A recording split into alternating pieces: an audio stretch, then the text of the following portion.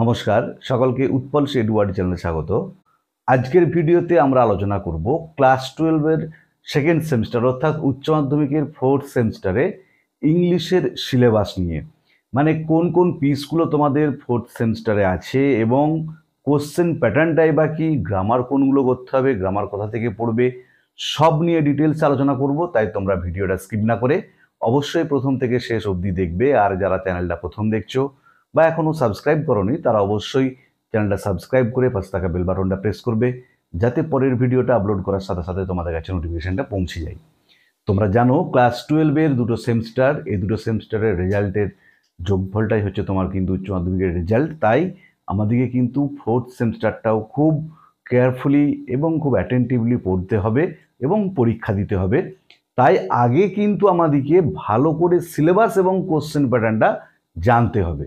দেখো তাহলে আমাদের ইংলিশে ফোর্থ সেমিস্টারেতে বা ক্লাস 12 এর সেকেন্ড সেমিস্টারেতে 40 নম্বরের অ্যান্সার দিতে হবে। এটা আগে খেয়াল করতে হবে। 10 নম্বর প্রজেক্ট আছে, 40 নম্বরের অ্যান্সার দিতে হবে। তার মধ্যে প্রোজ আছে দুটো, ভালো করে দেখো। একটা হচ্ছে Alice in Wonderland down the rabbit hole, Lewis ক্যারলের লেখা। ভালো করে মনে রাখবে যে Alice in Wonderland down the rabbit hole, Lewis ক্যারলের লেখা। আর একটা হচ্ছে 3 কোশ্চেন্স, লিও টলস্টয়ের লেখা। এই দুটো প্রোজ আমাদেরকে ভালো করে প্রস্তুত করতে হবে ক্লাস 12 এর সেকেন্ড সেমিস্টার বা এইচএস এর ফোর্থ সেমিস্টারের জন্য।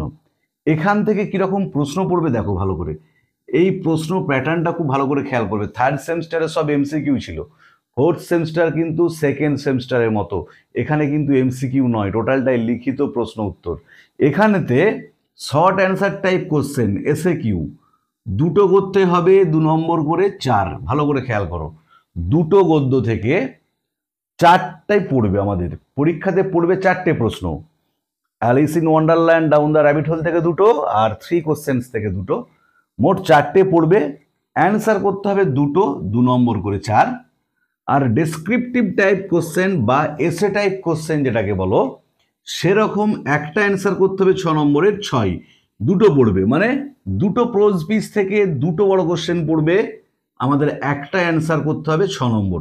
মানে আমরা যদি একটা করে প্রোজ পিস খুব জোর দিয়ে প্র্যাকটিস করি বা পড়ে যাই, তাতে 3 কোশ্চেনই হোক বা Alice in Wonderland down the rabbit হোলই হোক, সেটা থেকে যদি ভালোভাবে শর্ট কোশ্চেন এবং ডেসক্রিপটিভ টাইপ কোশ্চেনগুলো জোর দিয়ে প্র্যাকটিস করি বা পড়ি, তাহলেই কিন্তু কমন পেয়ে যাব। তবুও যেহেতু এটা তোমাদের উচ্চ মাধ্যমিকের ফোর্থ সেমিস্টার, এই সেমিস্টার এবং থার্ড সেমিস্টারের রেজাল্টের মিলিয়ে হচ্ছে তোমাদের উচ্চ মাধ্যমিকের রেজাল্ট, আমরা দুটোই পড়বো। তার মধ্যে একটা একটু বেশি জোর দেবো আর একটা একটু তুলনামূলক কম জোর দেবো। এরপরে দেখো পোয়েট্রি তোমাদের কি কি করতে হবে। দেখো পোয়েট্রিতে বা ভার্সেতে 3টে কবিতা আছে আমাদের। কি কি? একটা হচ্ছে হক রুস্টিং বাই টেড হিউয়েসের লেখা, তোমরা টেড হিউয়েসের কবিতা পড়েছো মাধ্যমিক লেভেলে। দ্বিতীয়টা হচ্ছে দেখো that time of year, sonnet number 73, William শেক্সপিয়ারের লেখা। আর 3 নম্বরটা হচ্ছে the greenhouse effect by Carl ডেনিশের লেখা। তাহলে 3টে কবিতা, একটা হক রুস্টিং বাই টেড হিউয়েসের লেখা, দ্বিতীয়টা হচ্ছে that time of year, sonnet number 73, William শেক্সপিয়ারের লেখা, আর 3 নম্বরটা হচ্ছে the greenhouse effect, Carl ডেনিশের লেখা। এই 3টে কবিতা আমাদেরকে ফাইনাল পরীক্ষার জন্য বা ক্লাস 12 এর সেকেন্ড সেমিস্টার অর্থাৎ এইচএস এর ফোর্থ সেমিস্টারেতে আমাদেরকে পড়তে হবে।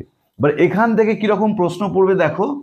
কোশ্চেন প্যাটার্নটা কি না, শর্ট অ্যান্সার টাইপ কোশ্চেন, দুটো উত্তর করতে হবে, 2 নম্বরে 4। 4টে পড়বে, ভালো করে খেয়াল করো, 4টে পড়বে। আমাদেরকে দুটোর অ্যান্সার করতে হবে, 2 × 2 4। ডেসক্রিপটিভ টাইপ কোশ্চেন 6 নম্বরের একটা উত্তর করতে হবে, 3টে পড়বে। মানে 3টে পোয়েট্রি থেকে 3টে বড় প্রশ্ন পড়বে, যে কোনো একটার অ্যান্সার করব, মোট হচ্ছে 10। তার মানে আমরা যদি দুটো পোয়েট্রিকে ভালো করে প্রস্তুত করি, 3টেই পড়বো, কিন্তু দুটোকে যদি ভালো করে প্রিপারেশান নিই, তাহলে কিন্তু আমরা শর্ট কোশ্চেন এবং বড় কোশ্চেন সবই কমন পেয়ে যাব এবং উত্তরও ঠিকঠাক করে আসতে পারবো। তবুও যেহেতু ফাইনাল পরীক্ষা, তোমরা কিন্তু 3টেই পড়বে, দুটোকে বেশি জোর দিয়ে পড়বে। তাহলে এই 3টে কবিতা, hawk roosting, that time of year, the greenhouse effect, তোমাদের পোয়েট্রি থেকে মোট এই 3টে পোয়েট্রিকে ভালো করে প্রস্তুত করতে হবে পরীক্ষার জন্য। এবং কোশ্চেন প্যাটার্নটা তো তোমাদের দেখিয়ে দিলাম। এইরকমভাবে প্রশ্নগুলো আমাদেরকে প্র্যাকটিস করতে হবে। এরপরে দেখো নাটক। নাটক কি আছে তোমাদের থার্ড সেমিস্টারেতে, জেমস রিঞ্জের যে রায়দাসু দাসী নাটকটা পড়েছো, সেই নাটকটাই আছে।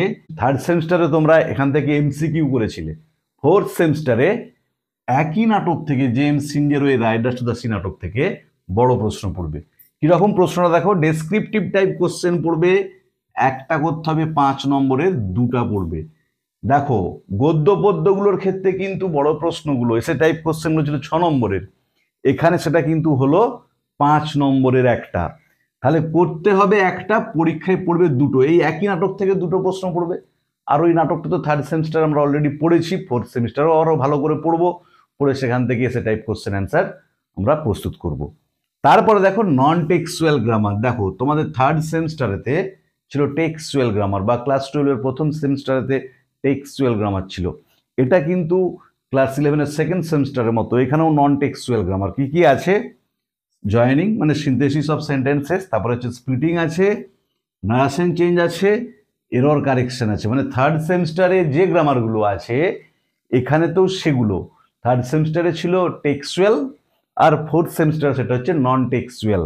ভালো করে দেখো, joining, splitting, narration change, error correction, এখান থেকে পড়বে 5 নম্বর। আর রাইটিং সেকশন দেখো, এসে রাইটিং পড়বে 150 ওয়ার্ডের মধ্যে লিখতে হবে, 10 নম্বর। কারো যদি মনে হয় যে আমি এসে রাইটিংটা করব না, তাকে কি করতে হবে? দুটো রাইটিংয়ের অ্যান্সার করতে হবে। একটা হচ্ছে ড্রাফটিং ইমেল, কিভাবে ইমেল লিখতে হয়, 75 ওয়ার্ডস, 75 ওয়ার্ড লিমিট, 5 নম্বরের। আর একটা হচ্ছে ব্লগ রাইটিং। ব্লগ রাইটিং তোমাদেরকে লিখতে হবে, এটাও 75 ওয়ার্ডস, 5 নম্বরের। এই দুটোই মিলে হচ্ছে 10। তাহলে দেখো আমাদের প্রোজ থেকে হচ্ছে 10 নম্বর, ভার্স কবিতা থেকে হচ্ছে 10 নম্বর, নাটক থেকে হচ্ছে 5 নম্বর, তারপরে গ্রামার থেকে হচ্ছে 5 নম্বর, রাইটিং থেকে হচ্ছে 10 নম্বর। টোটাল দেখো 3 10 30 7 10 40 নম্বর হচ্ছে আমাদের টোটাল লিখিত পরীক্ষা, আর 10 নম্বর প্রজেক্ট। তাহলে এই 40 নম্বরের অ্যান্সার আমাদেরকে পরীক্ষাতে লিখতে হবে।